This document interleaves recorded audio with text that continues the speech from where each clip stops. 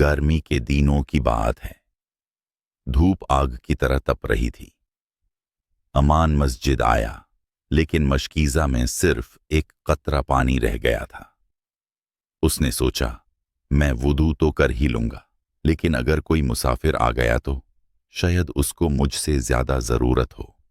امان نے وہ آخری قطرہ پانی مسجد کے دروازے پر رکھ دیا اور دعا کی، یا اللہ، اگر اس پانی سے کسی کی پیاس بجھ جائے تو اس کا اجر دے دینا۔ کچھ ہی دیر بعد ایک مسافر آیا، جس کا چہرہ تھکن سے بھرا ہوا تھا۔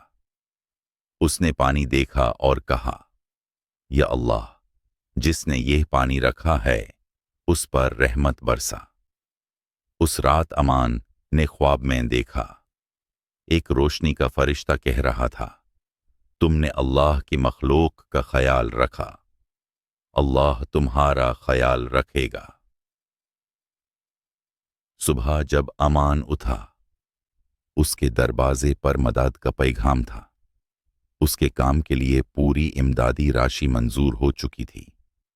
بس ایک قطرہ پانی کی نیت نے اس کی زندگی بدل دی۔